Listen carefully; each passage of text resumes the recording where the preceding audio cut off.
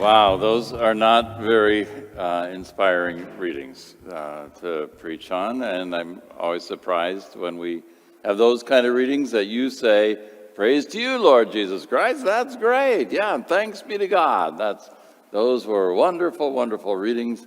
I'm not sure why the deacons aren't preaching today. I should go look through the worst readings of the year and make sure that they talk on these kind of readings. Or maybe we should just bring in a guest speaker and deal with another topic tonight and just say, no thank you. Or, I could just focus on one line out of there, like, those who don't work shouldn't eat. That's a good one to talk about. Or how about I could argue with Jesus about none of the hair on your head will be harmed. And I think, my hair has left. So it's not waiting around to be harmed. It's gone before the going gets tough. I was sharing with a friend midweek trying to figure out a homily, and she said, well, what are the readings? And I read them to her over the phone. And she said, well, just change them. And I said, well, I can't. The church doesn't let me change them. Well, yeah, you should. You should. Excuse me. I said, no, you know what? In every church, Catholic church, all over the world, this Sunday, every preacher has the same problem. And every congregation is hearing the same readings all over the world. And even in some of our Protestant churches where they use the common lectionary, they have the same readings as well. So you're all stuck with them. So what is Jesus' point? Or where is, because this was my homiletics professor in the seminary, what's the good news? I think, well, not much. Is there good news in those readings? Because it's not ever meant to be bad news. Jesus came to proclaim good news. He gives this warning about the temple that is going to be destroyed, and it will be destroyed about 40 years later. So as they're there looking at the temple and amazed at it, it had been torn down once before in 585 when the Babylonians had come in and conquered and then took the people captive into Babylon. They destroyed the temple then. And when they were released from captivity in Babylon, they rebuilt the temple, not to the degree that Solomon had built it, but what they could do. So when Herod came a few years before Jesus was born, we all know those stories, he was a great builder, and he rebuilt the temple, put gold on it and marble so that it would stand up as one of the most beautiful buildings in the world at the time. It would rival anything that was in Rome. And that's what they're admiring. And Jesus says, it's all going to fall down. This isn't going to last. And it doesn't. The Romans come in 70 and destroy it all because of the Zealots' uprising. But he goes on to talk about really how life is. The life that you and I read about every time we open the paper or turn on the news. Because what he describes is what we hear. Nation rising against nation. There's wars in many places. There's earthquakes. There's tsunamis. There's floods. There's plagues. All of that is just life. So it's going to happen. And Jesus encourages you and I not to put any signs, any symbols, any emphasis on those things. You can't say, as many Christians have over the centuries, ignoring Jesus, it's the end times.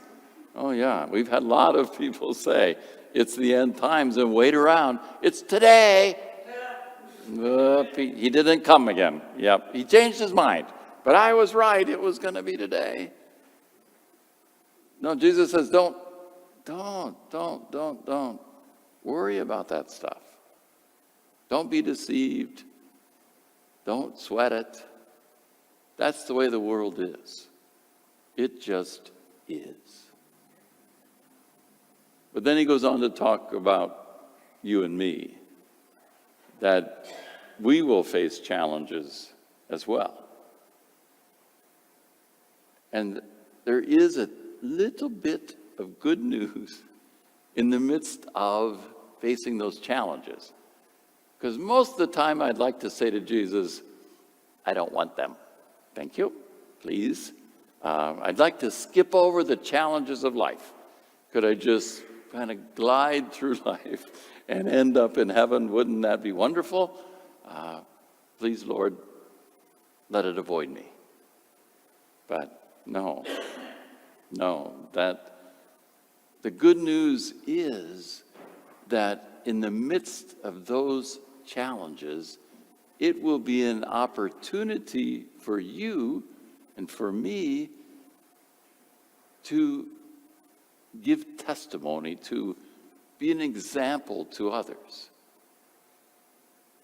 Now that I know in my own life, that's oftentimes a challenge, especially if it's somebody's confronting me, and my temptation is to smack them down and to argue back and to win. And I have to be praying as they're in my face and say, okay, God, help me now to respond as Jesus would respond, or to give witness to what I believe now, as this person is not being very loving toward me. So, with God's help, I think sometimes it has worked. Sometimes when I'm evaluating it later on, I think, I was just mean back. I really wasn't loving in return like I was supposed to be, giving testimony.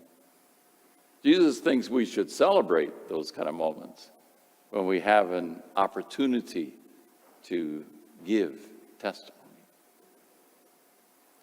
I think it makes such a big difference in how we approach life if we see those challenges not as burdens, not as something that, something to complain about or moan about, but to see them as Jesus sees them, as truly opportunities.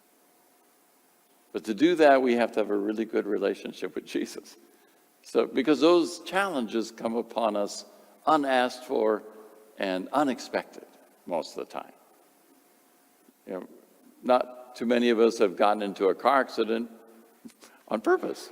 Think, that person just hit me. And I'm sure I was in the right and they were in the wrong. So what are you doing? But to be a Christian witness in those kind of unexpected moments requires that I have a good relationship with Jesus each and every day, that I travel with him as my constant companion. This too I know, that people who've experienced lots of challenges in life and have gone to Jesus in prayer with those and grown through those really are people of great depth and wisdom. And those are the ones that we seek out when we're in need. Somebody who has met with life's biggest challenges and have become wise through it all.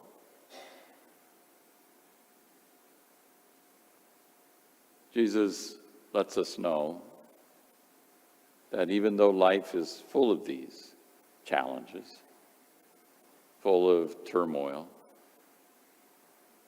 that he holds us, that you persevere. And for some reason, he cares a lot about hair, apparently. Not a hair on your head will be harmed. But I think that's more an example of his deep and loving care for you, that in the end, all will be well, and all manner of things will be well. For we know who holds us in the midst of all of that turmoil. It is God. And in the end, that's all that matters.